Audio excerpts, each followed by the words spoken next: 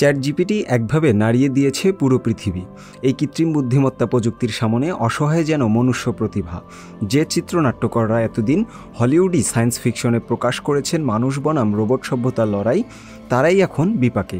মঙ্গলবার থেকে হলিউডের 11,000-এর বেশি টিভি ও চলচ্চিত্র লেখকরা শুরু করেছেন ধর্মঘট। তাদের দাবি, চাকরির নিশ্চয়তা ও বড় স্টুডিওগুলো থেকে বেশি পারিশ্রমিক। এ ধর্মঘটে আর্থিক ক্ষতির হিসাব নিশ্চিতভাবে এখনও কেউ জানাননি।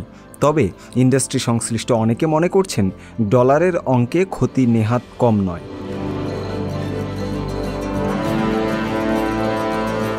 মার্কিন গণমাধ্যম সিবিএস জানিয়েছে, সর্বশেষ হলিউডে ধর্মঘট হয় 2007 সালে।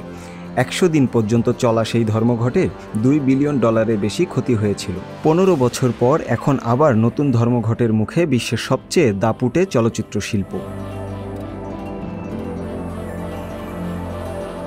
রাইটার্স গিল্ড অব আমেরিকা জানিয়েছে, চলচ্চিত্র ও টিভি সিরিজের লেখকদের অর্ধেকেই এখন ন্যূনতম বেতনে কাজ করেন। তারা বলছেন, প্রোডাকশন কোম্পানিগুলো লেখকদের পেছনে ব্যয় কমাতে এখন স্ট্রিমিং সার্ভিসের দিকে ঝুঁকছে। ফলে লেখকরা পেশাজীবী হিসেবে আরও খারাপ অবস্থায় পড়েছেন।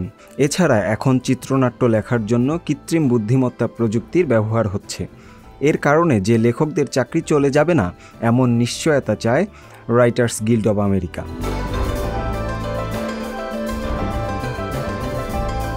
নতুন চিত্রনাট্যের অভাবে বাতিল করা হয়েছে যুক্তরাষ্ট্রের বেশ কিছু দর্শকপ্রিয় টিভি সিরিজ।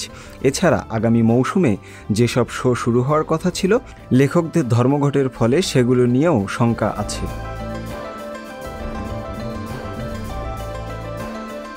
স্যাপিয়েন্স প্রজাতির কল্যাণে যে গ্রহের সভ্যতা আজকের পর্যায়ে পৌঁছেছে, তারাই ফ্র্যাঙ্কেস্টাইন হয়ে উঠল কি?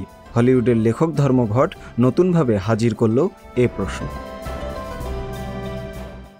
সংবাদ, ফিচার ও অনুষ্ঠানের জন্য ভিজিট করুন সংবাদ প্রকাশের ওয়েবসাইট এবং যুক্ত থাকুন ফেসবুক পেজ ও ইউটিউব চ্যানেলের সঙ্গে।